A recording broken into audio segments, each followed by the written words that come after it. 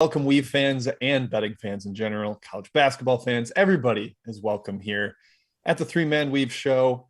Best Bets, Field of 68, presented by BetRivers. It is our Monday morning show. We got a big week ahead, fellas. Big couple of weeks. Tournaments are coming around. We see them starting at the end of this week. We'll have some preseason tournaments. We'll head down to Myrtle Beach. We'll head down to Charleston. A lot of good basketball coming up. There's some good ones tonight, Kai. We're going to get into that shortly. But first, I want to know if you have any takeaways from this weekend. We did not have a Sunday show. So anything from Saturday is fair game. Anything from yesterday, Sunday is fair game. What did you see out there? Well, Jim Gonzaga is good. If you want to talk about the marquee matchup of the weekend. You're starting with a garbage take like that. I don't believe you. Let me do the Texas side real quick. Don't worry about Texas, guys. Don't worry about Texas. I'm worried about rotations a little bit, because Cunningham played 19 minutes and Trey Mitchell played 14. So I don't know what Chris Beard's doing there. Otherwise, I'm not too worried about Texas. And Jim, Matt, the other thing I want to talk about real quick, the scheduling's been awesome this year from the mid-major level. We had South Dakota State, Stephen F. Austin over the weekend. Tons more good mid-majors we've seen face each other, kind of like the old bracket busters, it feels like. And Matt, we have some more this week. I'm just excited we're getting those type of games, those type of caliber games at the mid-major level.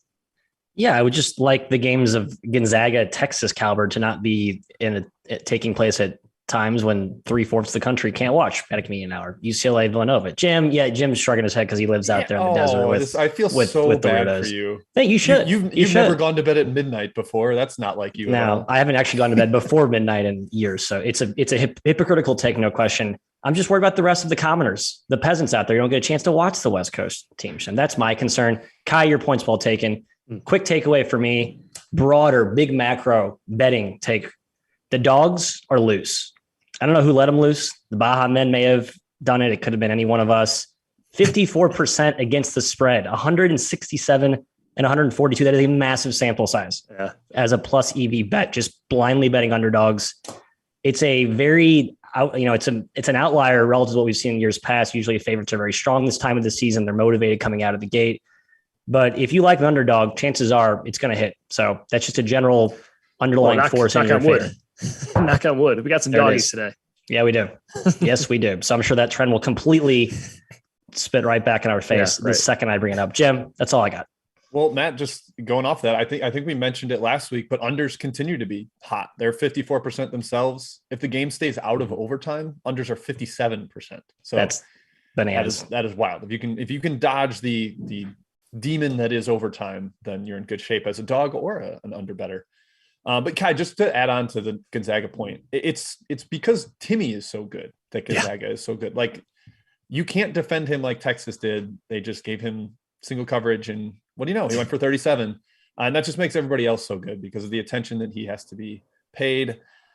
Yeah. All right, let's move into tonight's slate, fellas. We got a big one starting it off that my man Kai is going to be in person for. Oh yeah. So we're going to get some real hot takes from you tomorrow. This is Illinois headed to Marquette. Kai, are you ready for this one? Your boy Brad Underwood, you've covered him in person before. So you're going to have a little bit of a take there. But this is Marquette as a dog. They've been terrible as a favorite to this point, not covering against SIUE, not covering against New Hampshire, pretty easily not covering. Honestly, this is a big test for my theory that the Golden Eagles will be much better as a dog. Feisty, scrappy underdog. Should be annoying to play defensively because they've got some good individual defenders. And Illinois does not have KOFI. No. So Kai, do you buy my theory that Marquette will be better as a dog, or are you off board on that? Well, I hope so, Jim. For my Mizzou bias, I hope Marquette's feisty. And also, I'm kind of thinking Marquette covers this game. I hope they do at least. As a media member covering the game, I, of course, will be impartial and not cheer. Marquette beat SIUE by 11. That's what Chicago State beat them by. That's bad. That's terrible, right? Hey, the Cougars are legit this year. That's a legit basketball team. Cougars might be legit. We'll talk about that one, I'm sure, later.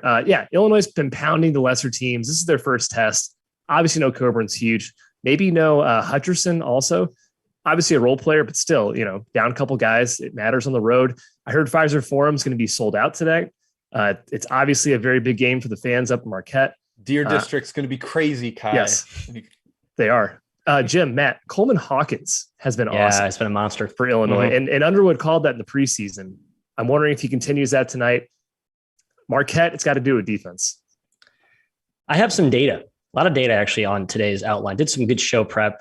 Jim, I have Do that you want a gold exact. star? I do actually. I'd like a few, but this is going to back up your theory. Shaka Smart as an underdog, first year at Marquette. Going back his last, I guess, in the entire Texas tenure, he got there in 2016. I believe it was his first season, 48-35 as a dog there. So pretty convincing trend. And we've always said this, like Texas as a large favorite, it's not a good bet. They weren't when he was there. Offense was always herky jerky. Last season, we saw some major strides on that side of the ball, but it was always defense length. And this year he has that same DNA. And against an Illinois team without KOFI, I don't care if Hawkins is doing his best KOFI impersonation. He's not the dominating Shaq, college version of Shaq that KOFI is. I think Marquette has a chance to win this game outright. So if you're catching 8-9 points, I think money line's got some value here too. I think it's down to 7.5 at BetRivers, Matthew. I take it in anything 7 and above is still eight actually. EV. Give you that hook, 8. Yep, 8. Give it to him. And that's my best bet. Spoiling right now. Best bet. Wow. There it is. Coming in early with the best bet. I love it, Matt. Kai, to your point, Coleman Hawkins is 8th in Ken Palm's Player of the Year rankings. National Player of the Year. Coleman Hawkins is 8th. It's insane. It does help that Curbelo missed the first game. Frazier missed the first game. But Curbelo played 19 minutes against Arkansas State. And Kai, did you see what his assist rate was? Was it low, Jim? 68%. It's high. It is absurdly high. That would lead the country comfortably. It will not remain that high, but just proves how valuable he can be to that offense, how much creation he does. He's going to have plenty of that opportunity against Marquette, who's on ball defenders, maybe not quite as strong. You probably throw Daryl Morcell at him. Morcell at him. I agree. You just throw your best guy. It's probably not a great positional matchup. It may leave you exposed on the wing, but Marquette's got plenty of size. They're playing like 6'8", 6'8", 6'9" across the front line with Lewis, Quath, and Prosper, I think, Olivier Prosper. So I think, I love this Eagles bet here. Miami didn't go so well over the weekend, so I probably should kind of. Seagulls? No, I call them the Eagles. We should call them the Seagulls, though, when they travel down south. Just every bird. The Falcons are great here. All right, so that is Matt's best bet. Marquette +8. I certainly lean that way. I think Kai does too. I lean that way as well, Jim. Yeah. Yep. Curious to see if Marquette is better as an underdog because, again, not good as a favorite through the first 2 games. All right, let's move to game 2 on the outline here. The first of the Gavitt, I guess another Gavitt games. These are both Gavitt games. Providence headed to Wisconsin, staying in my cheese state, Kai. We got a couple big matchups from there today. Wisconsin right now -5.5, a low total. Unsurprising with these two teams, 130. This is going to be a slog. I don't really know how either team scores consistently, although the Providence defense was not impressive against Sacred Heart over the weekend. They were missing their starting point guard and still gave up like 40 in the first half. That was not ideal. But I don't really buy this Wisconsin team's weaponry. Is there any chance this goes over? Where do you see this matchup lining up, Kai? I lean under Jim here. Obviously, 2 teams that are sometimes offensively challenged. Wisconsin, we haven't really seen. It's kind of like Illinois. They've played 2 poor teams. They've blown them both out. Brad Davison, by the way, 132 O rating. So I guess suck that. He's back. Haters. He's back. Here first. No, but Jim, this is going to be a real test for them because Chucky Hepburn, Matt, their starting point guard right now, the freshman. Love Chucky. Yeah, love Chucky. But he's been shaky with the ball. His turnover rate is pretty high. And against a Providence team that's certainly a lot better at defense than the other 2 teams they've faced, Providence has a lot of physical guys. They're always tough under Cooley. That could be a real issue for him. Nate Watson, I don't really see much resistance with Crowd, with Carlson, with Vol inside. Or Vogt. Even Vogt. I mean, he's tall, but I think Watson's just a stud, frankly. Line got slammed, Matt. There's not really any value for me anymore, but I do lean towards Providence. Yeah, my angle here was a lot like the one we just talked about with Marquette, Illinois. Ed Cooley, over that same time frame, last 6 seasons, 52-39 as an underdog. I think the last 5 seasons. So 1.6 cover margin. So he's been consistently very effective in that spot. Similar type of just general perception as Shaka Smart, a team that's built on length, defensive tenacity, offense sometimes looks stuck in the mud. We'll probably see a similar type of game tonight. It's going to be low, going to be ugly. I can't believe the total actually got bet down, opened at 131, got bet down to 130. So people see this being a disgusting crawl. But Kai's right. The market's it pounced on the early value. I would not take Providence anything below 6, and it's already at 5.5. So nothing for me at this point. Wow. Really great advertisement for my best bet, fellas. Love that. Hey. I am on Providence. There's a shitty set for me. I'm sorry. It was a bad set there. Providence +5.5 is my best bet. We're coming in hot. We're usually waiting until the end, usually some off the board mid-major games, but Matt and Jim both with best bets to start off early. Yeah, I basically what Matt said. I think Cooley's going to be very competitive here. Wisconsin doesn't really have the firepower that scares me as a big favorite. It's not a big favorite, but they just don't have like, okay, they're going to run you off the floor type of options. I think Providence can hang around. I'll take the 5.5. I would not take anything below 5. Matt was mentioning 6 is his cutoff, but 5.5 works for me. I'll take that. Hopefully they lose by 5, Kai. That'll work. Yeah. That counts. That's a winner. It does. All right, let's move on. Kai, you talked about the great mid-major matchups that we've had early in the year. Got another one today. Furman at Belmont. Furman coming off a huge win at Louisville in overtime. Belmont had a little bit of a get-right performance, destroying Evansville over the weekend following their opening loss to Ohio. Belmont currently sitting at -6.5, 151 total. Kai, I'll start with Matt here. I've been going to Kai early here. Matt, can they handle Moose inside? Can Furman handle the Moose? I don't know that there is a true center on this team that's going to match up with him, especially with the way Belmont feeds him in transition. Yeah, Garrett Hine, I guess, is the de facto option. He's not a traditional big guy, though. He can step away, little inverse. And that's all of Furman's players are like that. We talked to Richie about this on our podcast last season. He likes guys who are pretty much don't have a position. Multi-positional dudes can play inside out. So I think that will be a double-edged sword. On offense, they can exploit that, but on defense, Belmont, if they're smart, and they are a smart team, well coached by Casey Alexander, will go early and often to Moose. I think both teams have trouble stopping the other on the offense side of the ball. I don't know what the pace plays out, but the over feels right from an efficiency standpoint. Kai, in terms of the actual line, it's hovering, I think, at 6 right now, which does feel a little big given how well we've seen Furman play. And if they win this game, an at-large berth is really much within reach. They just beat Louisville at Louisville. Yep. Get another road win at Belmont. So, I mean, Furman will be hyper motivated for this game. Absolutely. Yeah. 6.5 right now, Matt, at BetRivers. Just a fun matchup, like Jim said. Another great and major game. Yeah, the offenses are on display here. Richie's 5-out offense, Alexander's drag screen transition. It's going to be awesome. I agree. I don't think either team really stops one another. Probably a lot of points in this game. I do think it's a little bit too many points for Furman. Belmont had trouble with Ohio. Furman's probably not quite the caliber of Ohio, Jim. Not quite there, but not too much worse. So certainly a game Furman can win outright even at Belmont. And I don't know if this is going to be a trend for the future, but early on, Belmont has not denied the three-point line very well. They're actually 343rd in three-point attempt rate. If that's truly their trend, I don't think it is. That's bad news against Furman, who wants to shoot the three all day, every day. Yeah, I'm with you. We've already seen Furman go into a hostile environment and win. Louisville's tougher to play at than Belmont is. So, I think it's or maybe a point or two too many. I would lean towards the Paladins. Not something I'm officially locking in on the show, but I'm with you guys. Lean toward Furman, and then efficiency should be through the roof with these two. Not a lot of big athletic defenders in this one. Yep. All right, we'll keep rolling down the slate here. We are headed to Wazoo out west. UC Santa Barbara, a darling from the NCAA tournament last year, headed to Washington State. Matt, I'm staying with you here. This one surprised me in terms of line movement. I thought people would be all about the Gauchos. They've got some key pieces back from last year. This has gone up from 6 to 7.5. Wazoo -7.5 at BetRivers. Total 135.5. With such a feisty underdog and someone that's proven they can play with high major competition, are you a little shocked to see this one go up like me, or you think that's where the number should be headed? Well, we're all pretty high on Washington State as a group. It seems like everyone is. That's not like a cool, fun, edgy take that we had. It seems like everyone's just putting all their chips in on the Kyle Smith data raid. But it's not a team I like as a large favorite. Jim, I think you back them for a small financial interest against Alcorn. And you saw the trials and tribulations a team like Washington State has trying to score. They have a lot of guys, a lot of depth.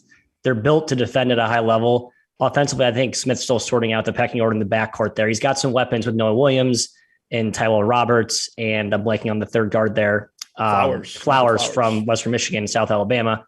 So a lot of ammunition, but they just don't know how. It's not quite together yet, Kai. So I like Washington State. I think actually there's a little bit of value at the current number, but it's not a team I want to back as a favorite, so I will not be.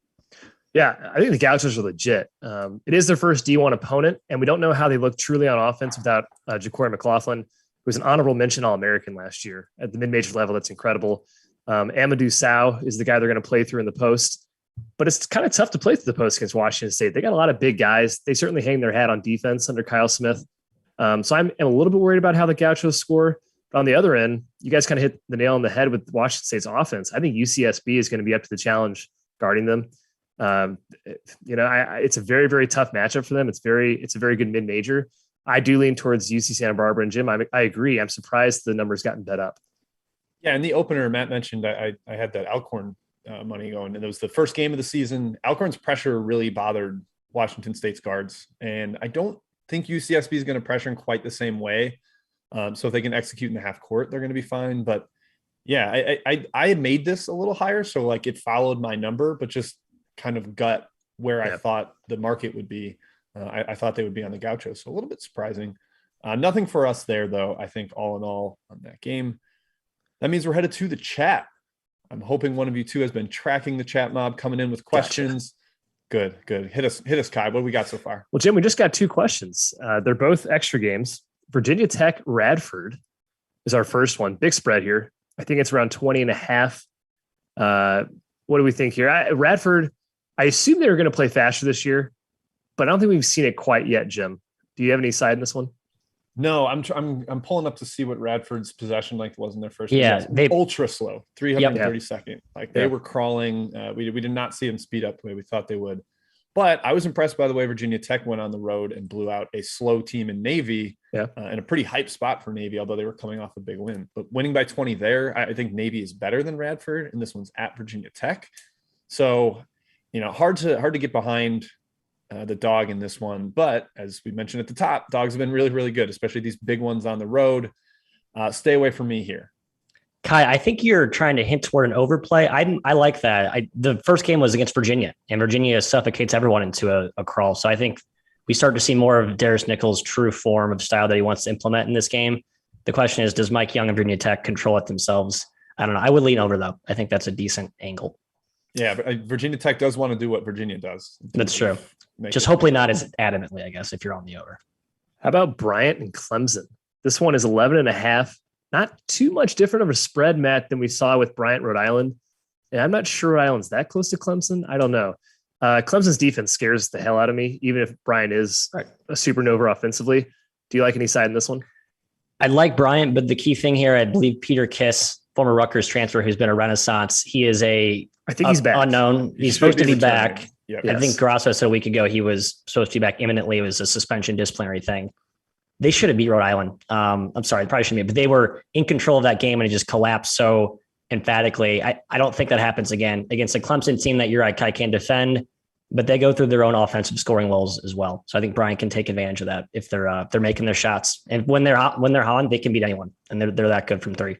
This is very much a theme of the back half of the outline here, where it's two very disparate tempo teams. Like one team really wants to run and one team really wants to sit in the half court and force you to execute. And I have a hard time getting excited about the mid-major being the one that wants to run against a physical, plodding half court high major opponent. So I'm staying away from this one. A lot of these are going to be really guesswork in terms of tempo because of the really clash that we have on each side. We will be talking about BuffaloNorth Texas on the show. We'll be talking about Liberty LSU a little bit later as well. And we'll be talking about Navy and Louisville. How about Ohio State Bowling Green, guys? Ohio State obviously barely got by Akron, another MAC opponent in their first game. I'm not sure they looked too sharp in their second game, but I'm kind of blanking on their opponent.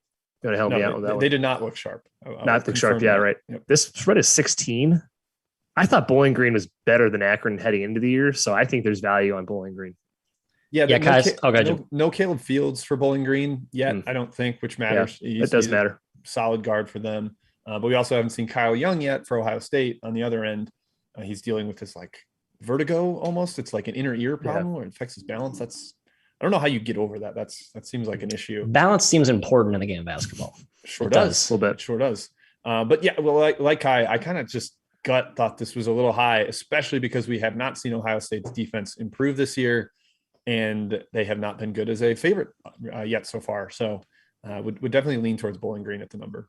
I don't think Justice Suing is fully healthy either. And he's so important for this offense, especially in the wake of Dwayne Washington's departure on both ends for that matter. Yeah, he's played 14 and 16 minutes per game. I think he's on a pitch count right now. Yeah. Last one, Jim, before we go back to the outline here. The Fighting Tim Miles. That's San Jose State. Spartans impressive up. first win for them. Yeah, they're going on the road to Stanford. This spread is also pretty big right now. Not popping up for me right now. I think it's around 20-ish. It got bet down to 18.5. So 18.5. That's probably the right direction, Matt, don't you think? Yeah. Stanford could get bent cordially. I learned my lesson with Miami and Stanford getting overly excited about best bets, and then they just lay a big fat egg. Stanford, I think, will be better than what we saw in that game, but this is a big number against a San Jose State team that shot hot in that first game. But Very Miles hot. they have some, I wouldn't say decent talent, but not certainly a cut above from what the former regime had there. And it's a much better, cohesive, more well-coached team. So I got to think they keep this game low and can probably sneak inside the number. Yeah, I think it's a little more about Stanford than it is about San Jose State. Like Stanford has some issues right now. They really struggle with Tarleton State in the opener, got destroyed at Santa Clara in the second game. And asking them to cover 20 right now in the state that they're in is probably a little strong. That's it. Jim, back to you. All right. As I mentioned, the theme of this back half of this outline is going to be the tempo struggle. Basically, every total is around like 140-ish because one team wants it to be 150 and another wants it to be 130. Yeah. So we're going to have to try to decipher which way we think those are going to lean. First off in those matchups, Penn State at UMass. Matt, I was a little surprised at how slow Penn State played. I was too. Against Youngstown. Very surprised. I mean, just a total half-court crawl. They did not want to run. They wanted to get into pick and roll sets, a little bit of motion with Shrewsbury having the Matt Painter background. UMass is like all guards. Michael Stedman, the Montana transfer, has yet to play this year. They're key big man. But you're excited about the Trent Buttrick Bowl, aren't you? Yeah, former Penn State, UMass to Penn State, right? Or no, Penn State to UMass. Penn State to UMass. So we saw a few of these revenge games. So a former transfer plays against old team and has a nice outing, and that team covers. Ricky Lindo, George Washington, Maryland comes to mind. Central Michigan did not work out. My Oscar Lopez revenge. Your Oscar Lopez Bowl, not work out. All right, we need to run the data there on the former revenge spots. But in this game, in general, I watched Penn State. I've been a flag waiver of the Nittany Lions all offseason. I was a little bit underwhelmed, and for the reasons you guys mentioned, you're probably like, yeah, Matt, we freaking told you that this team is basically a mid-major all-star group. And that's what it was. It's Sam Sessoms, who looks phenomenal. He really played well, but it's still a Binghamton transfer as like your lead alpha. That to me sort of implies a lowish ceiling. So I'm cooling on my Penn State preseason take high. From this matchup value perspective, I think the line's pretty sharp. Yeah. Sitting right around 2-3. So to me, it's a stay away. 4. It's 4 now? Yeah. Okay. All right. I'm tempted. Where do you stand? My gut tells me Penn State crushes them, but I don't really trust either team. So I'm not putting my money on this one. I agree. Right. I think Shrewsbury could be great. I'm just in wait and see mode with them still.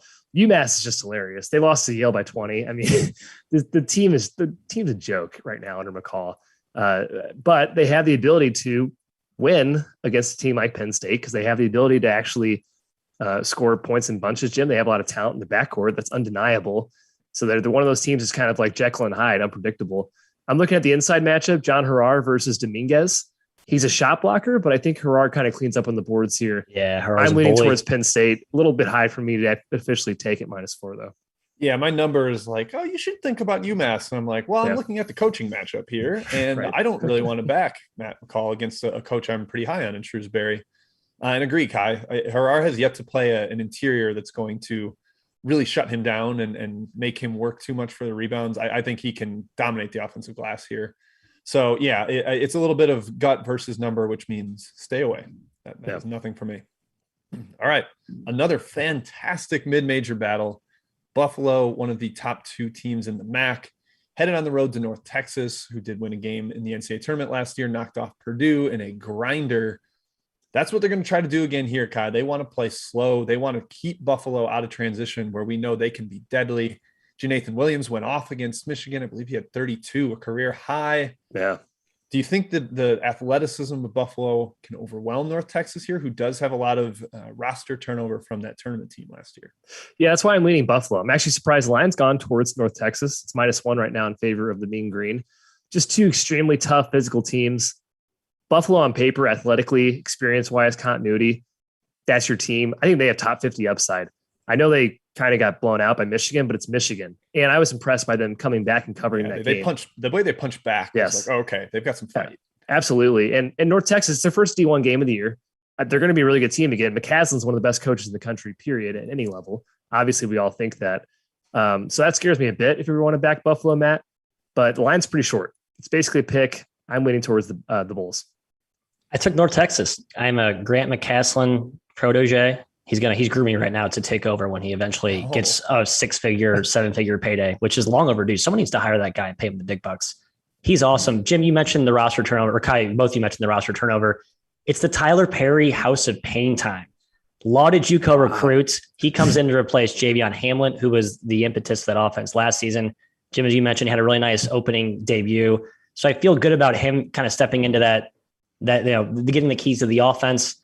And it's a team that's going to make Buffalo make jump shots. And when Michigan was doing that successfully, as we saw, it was not going well for the Bulls. It's a team that is a little bit short on shooting. I think that comes back to haunt them in a tough, tricky road spot. I like them in green here, even at the worst value relative to the opener. You said pick, Kai? I think I'm saying pick. It's -1 right now, North Texas. Oof. Okay. Yeah. All right. No higher. I wouldn't go any higher than that, but I think -1 still mean green for me. Yeah, I'm opposite Matt. I think the wrong team is favored. I think Buffalo should be -1 or -1.5, something like that. So I would lean towards the Bulls. I think that shooting was a little bit of an aberration against Michigan. Yeah. Keyshawn Bruton's a good shooter. Maceo Jack is a good shooter. And those guys were just ice cold against Michigan. I think they can knock down shots if that's what North Texas forces them to do. My concern, though, is just that Buffalo wants to be in transition, and North Texas is so good at controlling the tempo. This number sitting at 140, the total, which is very much like a shrug number, I think. We don't really know which way. Split the difference. Yeah, exactly. Yep. So lean towards Buffalo, but Matt likes North Texas. We are split on that one. Weavers, 2 more on the outline here. Navy headed to Louisville. We've seen what Navy can do on the road to an ACC team. They have already knocked off Virginia. This one, Louisville up to -15. I believe it opened 14, dipped real quick, and is now up to 15. Louisville's been bad as a favorite, though. They have not been able to take care of Southern as a huge favorite on opening day, and then lost at home to Furman, as we discussed. I'm not really sure what the excitement is to back them here, Matthew, but I did at 13.5. I did too. And I don't feel great about it because Navy can slow the game down. We need to see something from Louisville, or it's close to panic button if they are in a dogfight in this one. Yeah, I wanted to complete your intro there with we've seen what Navy can do, and we've seen what Louisville can do at home with high expectations without Chris Mack on the sidelines, and that's lose to Furman in overtime in a game that's, I don't know, at this point feels like it can't lose for a program that's trying to climb the ladder. A couple of sort of lost in the wilderness type of seasons. Yeah, I'm just not excited to back this Louisville team until Mack gets back on the sidelines. And then here I go backing Louisville again in this spot against a team that just beat Virginia at Virginia. I just think the line's too low, Kai. It's that simple. I'm still a believer on Louisville. I'm souring quickly. This might be a game where I finally hop off the bandwagon, but I will ride it one last time until it bucks me. Navy just having an ACC schedule here to start the year. Yeah. Chris Mack's still a bad ACC. A bad ACC. Chris Mack's still out, right? 6 games. 6 games. Yep. That's important, obviously. I think Louisville's gonna be really good in the spring. I just don't think they're a complete team right now. They don't really have a star power. They have a lot of good pieces. But yeah, I'm staying far away from this game. Navy, they're just tough, man. They're tough as nails, as they should be as a military school, Jim. Yeah, the sea troops. We saw the air troops go to Tulsa and win. The land troops haven't gotten a big win yet. They competed with Duke for a while, but we trust the troops. The troops take care of business. Unfortunately, I hope they don't today. So hope the Cardinals can get it done. But at 15, I would not recommend it. The only reason I took that 13.5 was a number value play. So 15, it's not there. Yeah, it does feel so unpatriotic fading any of the academies. So you just don't follow me and Jim. Don't follow us. Don't do that. All right, one more game on the outline, then we'll get back to some chat mob questions. But before we do that, get some likes going, folks. Like the video, subscribe to the channel. If you're in here, we're going to be answering your questions. So the least you can do is just tap that like button for us. We definitely appreciate it, as does the channel. All right, let's talk this last game, Kai. Liberty headed to LSU. Last I looked at BetRivers before the show was LSU -8. Another total of 7.5. Okay. Yeah. Another total of 140. Like we mentioned with Buffalo North Texas, kind of a split the difference total. Liberty wants this to be played in the half court. LSU very much likes to run. They usually are a prolific scoring team. They're a little bigger this year, and they lack guard play. So I'm wondering if that is going to shift to a slightly more balanced team, not a top 10 offense and outside the top 100 defense. We'll see. But Liberty, man, this team has beaten high major competition before. They have a deep and talented front line and a sniper, almost mid-major Steph Curry at this point with Darius McGee. His range is unlimited. Kai, can they hang around? Is the number getting too low? Do you think the Flames get it done? Could be a live dog, Jim. Yeah, numbers been bet down 2 points, 2 full points from the opener. 9.5, I think, was the opener. LSU's won by 62 against Monroe and 25 against Texas State. They were down at half. It was a hell of a second half performance for the Tigers. That's driven their rise in KenPom. They've risen 14 spots from the preseason rank. Now, those are impressive wins in their own right, but this is a whole different animal. Liberty is much better than both those teams.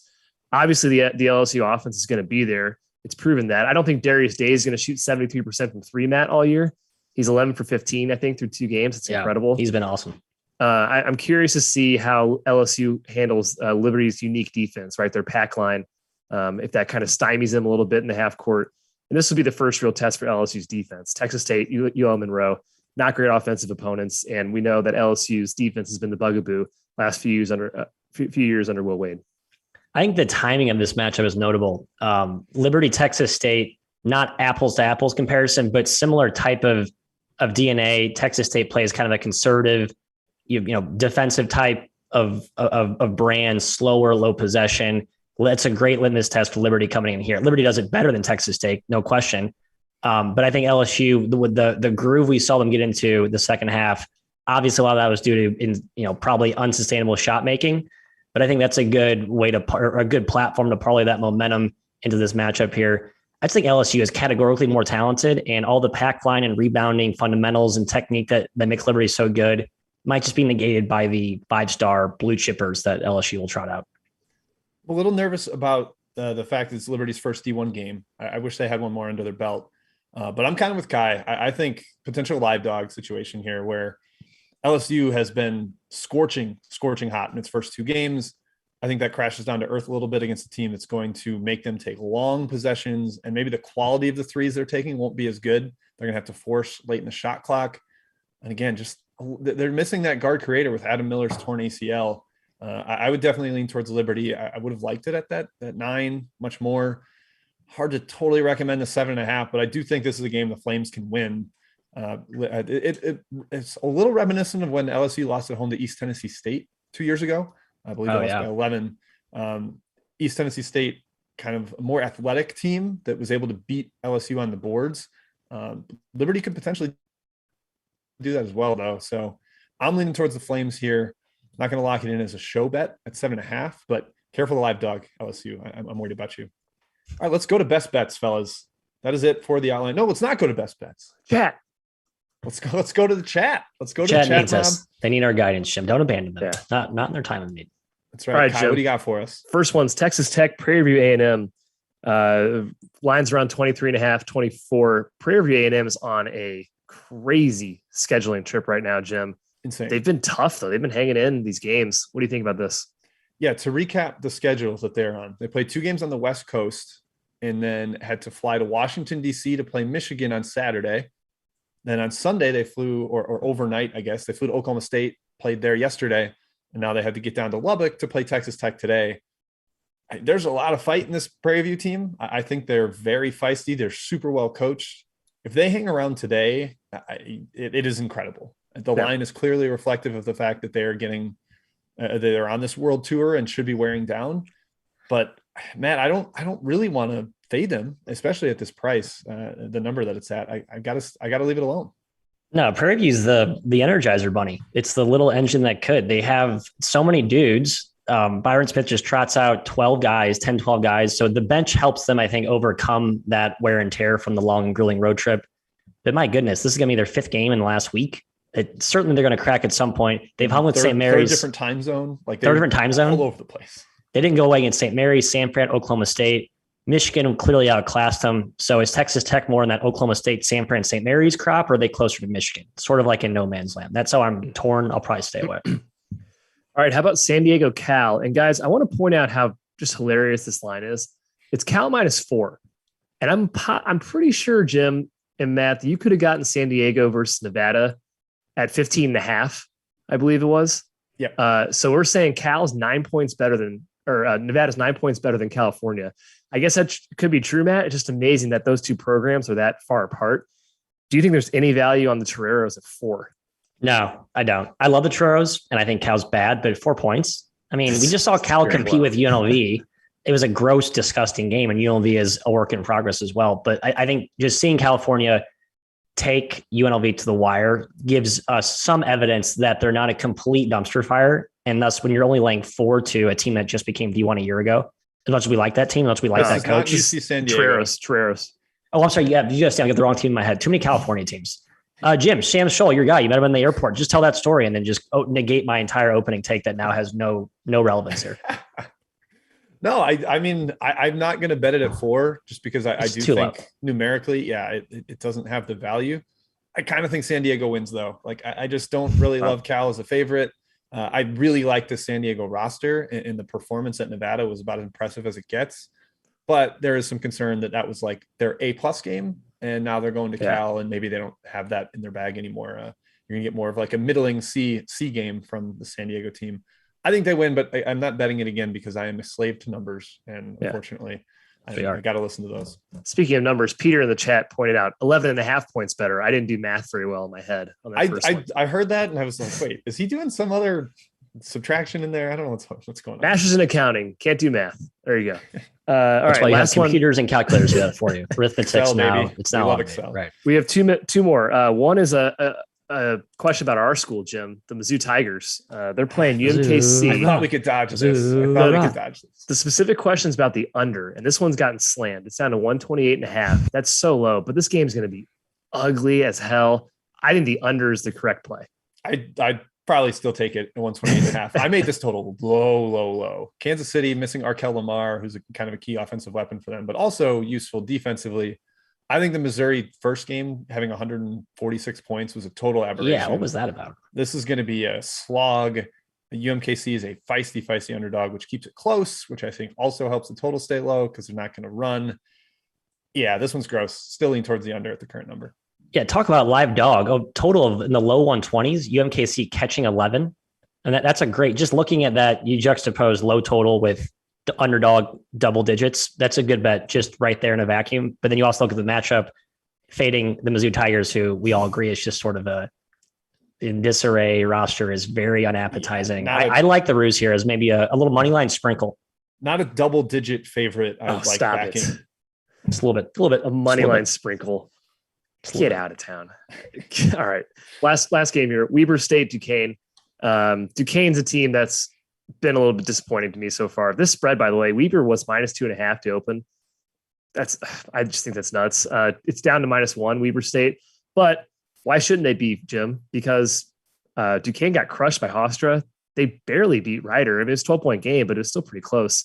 I think Keith D'Ambrose kind of clouded my mind because this roster is not very good, in my opinion. Yeah. I sort of don't mind the roster, but he does have to start a freshman point guard. That is not great.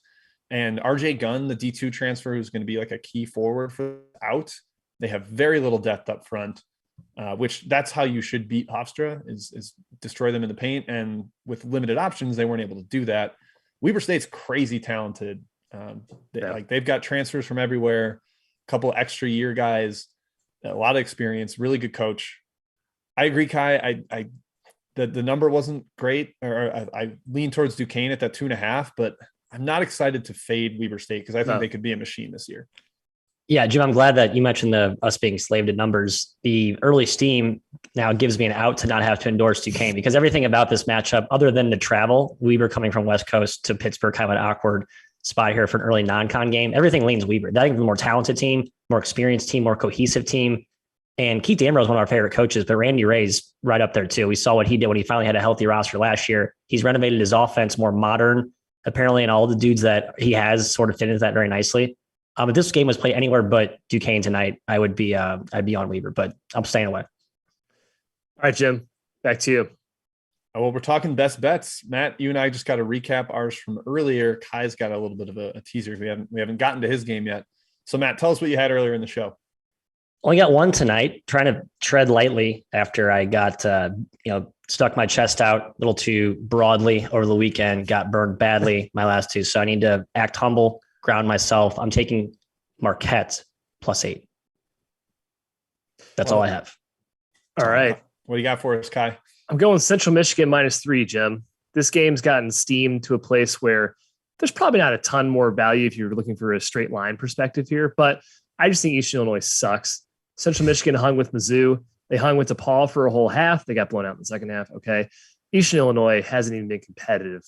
They scored 16 points in 30 minutes against SLU. Northwestern Simmons, baby. boomed them. Yeah, he's fine.